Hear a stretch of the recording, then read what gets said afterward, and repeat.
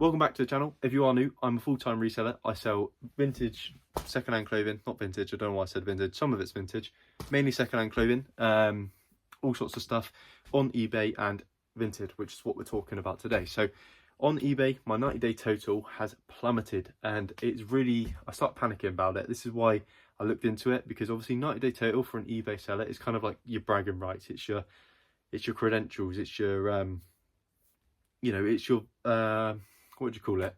It proves that you're doing the right thing, right? If your 90-day total's going up, it doesn't give you the whole picture because fees come out of it and shipping, and it doesn't tell you what your cost of goods are. But it is kind of like that pillar resellers look to as to what's your 90-day total. And when it starts dropping, it does hit the ego. But I start panicking for obvious reasons, because I don't want to earn less money in this business. I want to earn more. So I started looking into it and looking into reasons why that might have started dropping. First of all, I thought I might have dropped from above standard seller to below standard, which has happened to me before, and it does hit your sales. But that is not the case. I've actually gone from above standard to I'm now a top rated seller. So that can't be the reason. So I started racking my brains, and obviously I started cross-listing around 3 months ago. So that's the big bombshell. Cross-listing has collapsed my eBay store, or has it? So I instantly went over to Vinted and thought, right, all the sales must be coming through on there, and then realised how bad the Vinted app is for tracking your metrics and how much you're actually selling on there. eBay is so awesome. I think we sort of forget how good eBay is at tracking our stats for us. We can look back to the day, like we can look back to January the 20th last year and see what did I sell on that day, how much, what items, where was it SKU numbered, all of these things all the way back as long as we want. So yeah, eBay's got Vinted beat on that. So anyway, that's an absolute tangent. So yeah, that is what's dropped my, that's what I speculate has dropped my eBay 90-day total down. So I've sat down and thought, right, have I actually made less money or more money by doing that? Because obviously on face value, the 90-day total's dropped, therefore I've made less money. However, that doesn't tell the whole story, because in my pending balance on Vinted, I've got £2,000 pending, and on Vinted, you make a sale, you get your money within a month. So that only pending for, I think 3 to 4 weeks is the maximum. So we can just take a month into that, say it's a month, £2,000 in a month in sales is what I've done on Vinted. Now, and that stayed pretty consistent for the last 2 months. So yes, my 90-day total, I haven't even told you, I'm really scatty tonight. My 90-day total was basically peaked at £15,500. I can't show you a screenshot of that because annoyingly, I didn't screenshot it. But now it has dropped, and I can show you, £12,000 to £12,000. So it's dropped 3.5k. But like I just said, Vinted in the last 30 days, I'm guessing that's 30 days. It's really hard to tell, but recent or like pending, I'm guessing must have been within the last month, because you get your money within three weeks. So yeah, it's tricky to tell, but I'm just going to call my pending balance my monthly total sales, give or take.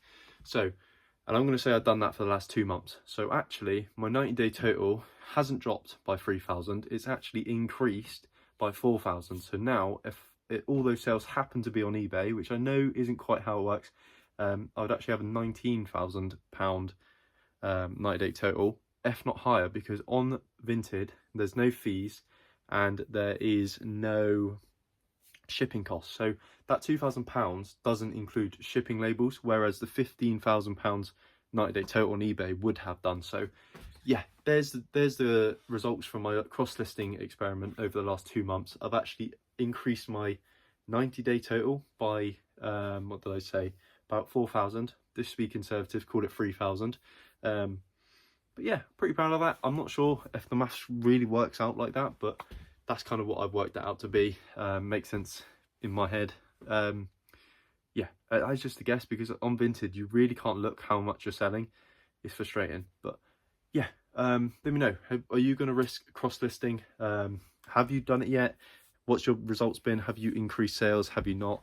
For me, I didn't really know, and until I looked into the numbers and thought, actually, that is going quite well. Full disclaimer, the Vinted does sell a little bit different stuff sometimes to the eBay. So some of the stuff that's in the shop will go onto Vinted, smaller sales. like t-shirts and stuff like that, we don't list on Vinted, but we do, sorry, we don't list on eBay, but we do list on Vinted. So those numbers might be skewed a little bit, but it won't be by a lot. It'd be maybe by a couple £100 in that time. So yeah, but that's pretty good results in my opinion. Averaging, I don't know if it's true, I don't know if that is 30 days, but this called it 30 days, the pending balance, that's called it £2,000. So I'm doing about £2,000 every 30 days on Vinted, and then around £4,000 every 30 days on eBay, which I'm very happy about. And it does sort of boost morale a little bit, because I thought I was like plummeting and my eBay was collapsing, my business was slowing right down. But when I slow down and actually look at the numbers, I am sort of still increasing, which is awesome. What am I doing to increase that 90-day total?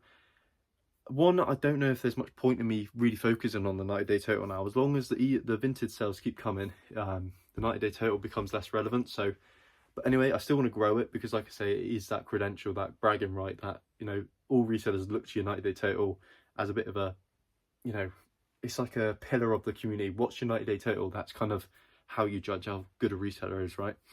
So I do want to keep growing it, and what I'm doing is just keep increasing my listings, keep doing what I'm doing at the moment, keep sourcing good stuff from Vinted, flipping it back onto eBay, and then eventually cross-listing it over to Vinted as well. So yeah, very happy with the Vinted results, considering, because what I basically do is list on eBay all week, and then on a Monday I'll just sit down when the shop's shut and just list all of the stuff in one day. So it's not like eBay where I get 12 a day going out on the eBay.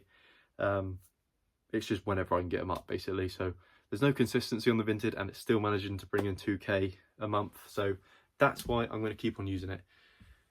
Woo, and breathe.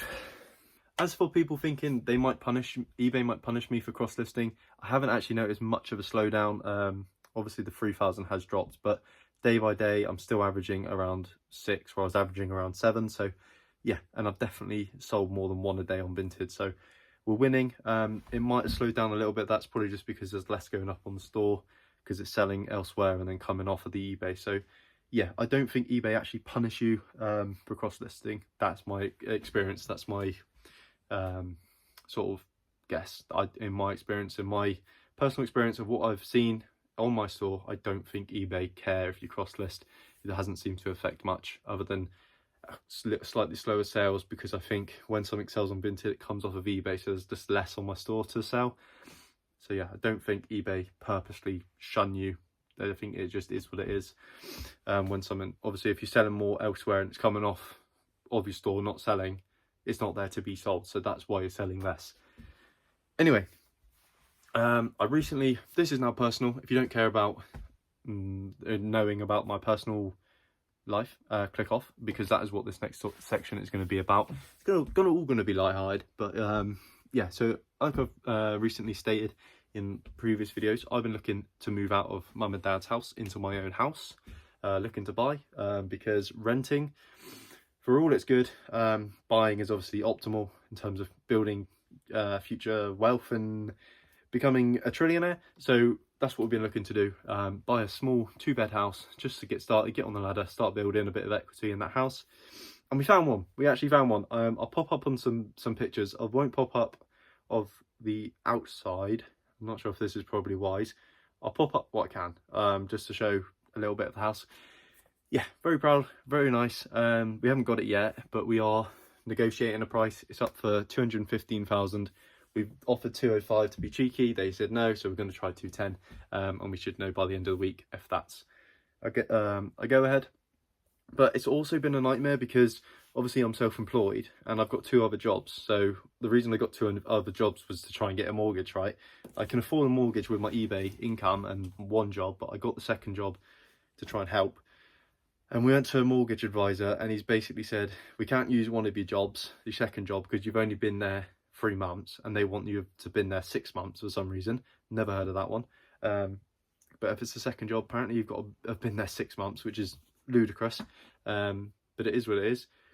So we can't use that one. And then there was a bit of a panic on, because my books, my business books, needed to be a certain amount in order to get us over the line to be able to afford it, right? Because it's for, if you're wondering, you're allowed to borrow, most lenders will let you borrow 4.5 times your income. So you and your spouse, let's say you earn 50 grand each, your income is 100 grand a year, so you're allowed to borrow £450,000. That's basically what they go off. So yeah, anyway, so for it to work, we needed my business books for 2023, 2024 to come back pretty good so I could get a mortgage. And I was stressing out so much because that whole year I was so skint. I was making YouTube videos, and if you go back and look at those videos of 2023, it's an absolute shambles. It was before we were in this shop and I was selling all sorts of rubbish. Yeah, I thought I knew everything. It was really embarrassing. I was probably making £2 or £3 an hour.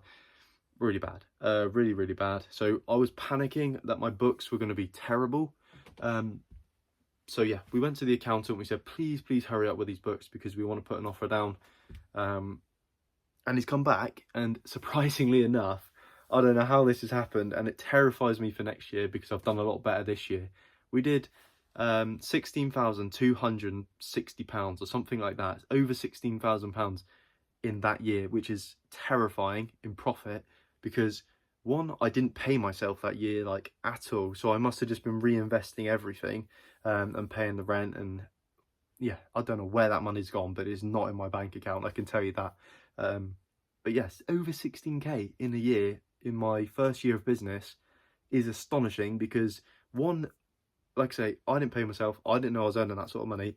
Two, I don't even know what number two is, but I'm just speechless because I have no idea how I earned that money. I was so clueless that year, but I must have been doing something right. I mean, I was making money on some stuff, like in the car boot sales. It's hard not to make money, right? I was buying trainers and buying them for £2, selling them for 15. So there was some good stuff in there as well, but 16 grand. And I also had the shop as well that was bringing in a little bit. But yeah, I was absolutely astonished by that. £16,000. That terrifies me for this year because, like I say, I'm actually paying myself now. So I know I'm actually making money and I'm actually paying the rent out of the shop's money, which means I've made a lot more than last year. So yeah, stay tuned because I'm going to put my books in April because I'm going to need time to save that tax. I've been saving a little bit, but I've only started saving in the last sort of 6 months. So there's 6 months that I haven't saved a penny tax-wise, which scares me, to be honest, because if I earned 16,000 that year, I'm going to have earned a lot more than 16,000. You never know, I might not have done, but I definitely have. Yeah, I don't know what my tax bill is going to be. I'm a bit scared. I'm definitely getting my books in as soon as possible. I think the earliest you can get them in is obviously the day after the tax resets. So 2025, April 6th or something. I'm just going to go to my accountant and say, do it now, because I am not risking doing it next January and having a month to find however much money I've got to pay. So yeah, nightmare. Well, it's not a nightmare, it's great news, right? Because now we can get the mortgage, but yeah, I think we only needed it to be about 5 to 10 grand maximum, and it ended up being 16. So yeah, very proud of myself, to be honest, but terrifies me for next year. Yeah, so that's how much money I earned last year, if you were wondering. I know a lot of YouTubers have done videos on it. Yeah, £16,000 in profit. I don't know how I've done that. I don't know where that money is. It's certainly not in my bank account. It's certainly nowhere to be seen. It's not even in the stock because this is all new stock. I guess it is kind of in the stock because it would have just been regurgitated, but a lot of that stock was absolute gash that I was picking up last year. I don't know. I'm so 10% we're on now. I'm so flabbergasted by it. I mean, 16 grand in a year, and I didn't have a clue what I was doing. And now I know a little bit. I mean, don't get me wrong, I'm no expert. I'm still making it up as I go along, but yeah, I'm terrified. Send help.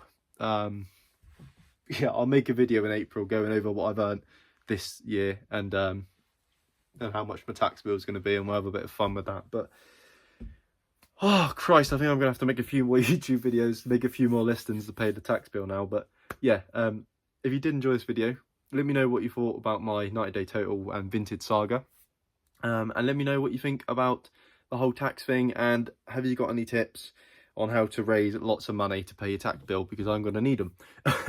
Anyway, appreciate you watching. See you on the next one. Bye bye.